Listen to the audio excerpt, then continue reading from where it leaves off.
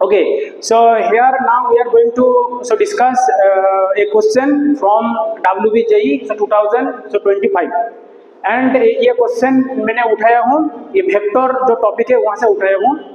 अब क्वेश्चन को देखिए, ए बी सी ये तीनों क्या है, यूनिट वेक्टर दिया हुआ है और यहाँ पे लिखा हुआ है A dot B equal to A dot C equal to 0 और एंगल बोला है बी और सी जो वेक्टर है इन दोनों वेक्टर का बीच का जो एंगल है वो बोला है π/6।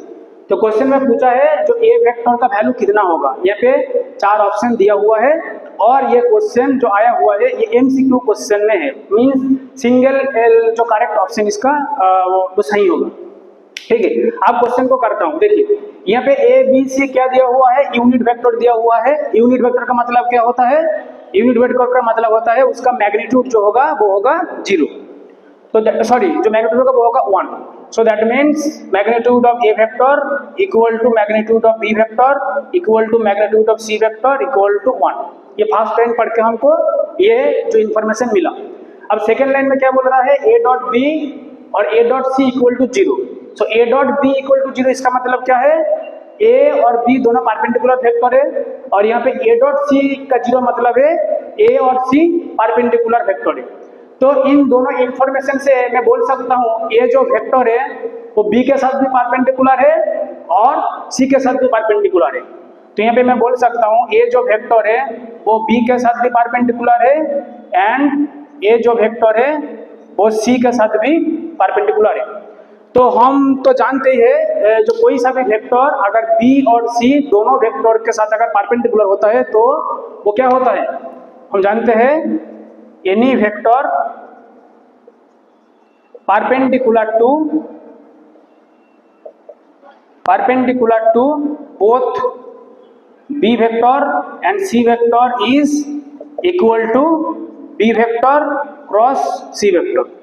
For example, here actually if I should draw the rough picture, so here so B vector and this is actually the C vector. So B cross C means, so this is the actual vector of B cross C. So this vector actually perpendicular to B and perpendicular to C.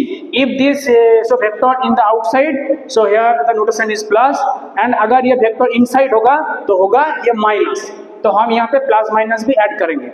अब इन दोनों का cross multiplication में जो vector होगा उसका magnitude तो हमें नहीं पता जो कितना होगा, तो इसीलिए हमें एक कांस्टेंट k भी मल्टीप्लाई करना पड़ेगा जहां पे k क्या है, k एक रियल नंबर में से है, क्योंकि इसका मैग्नीट्यूड कितना होगा ये हमें नहीं पता। कोई सा भी वेक्टर अगर b के साथ और c के साथ परपेंडिकुलर होता है तो वो इसी फॉर्मेट में होता है, plus minus k into B vector cross C vector. Plus minus क्यों दिया, अगर बाहर की तरफ होता है तो प्लस, अंदर की तरफ होगा तो माइनस, और इस वेक्टर का लेंथ जो होगा वो डिसाइड करेगा ये k, और b क्रॉस c क्या है, b क्रॉस c ये जो आउटसाइड वाला वेक्टर वही है।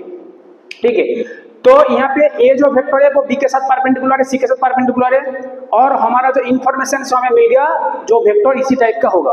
सो दैट मीन्स ये दो रिजल्ट को कॉम्प्लाई करके हम बोल सकते हो जो ए वेक्टर जो होगा वो होगा plus minus K time B vector cross C vector, ये हमें मिल गया जहाँ पे के क्या है, एक रियल नंबर है।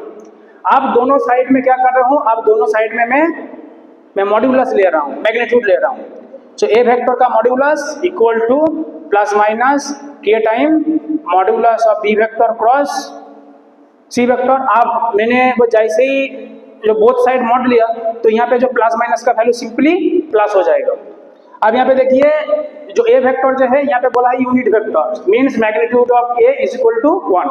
सो यहाँ पे मैं 1 पुट कर रहा हूँ, K into magnitude of B cross C का फॉर्मूला क्या होता है, बी क्रॉस सी का फॉर्मूला होता है magnitude of B into magnitude of C into sine इन दोनों का बीच का एंगल क्या है, बीच का एंगल π/6, तो साइन π/6 इंटू एन कैप। ये एन कैप क्या होता है, एन कैप होता है बी और सी का परपेंडिकुलरली यूनिट वेक्टर, ये भी एक यूनिट वेक्टर है एन कैप।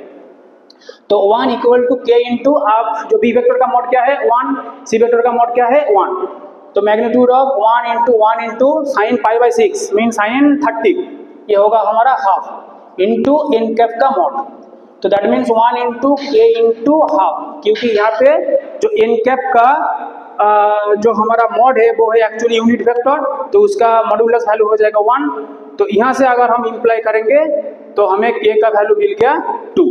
तो k का वैल्यू जैसे ही हमें मिल गया 2, अब हमारा ये जो ओरिजिनल इक्वेशन है a इक्वल टू दिस, ये इक्वेशन 1 है, इसमें हम k का वैल्यू जो पुट करेंगे।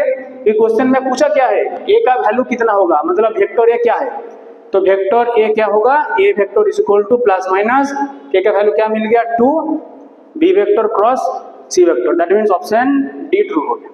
Okay, thank you.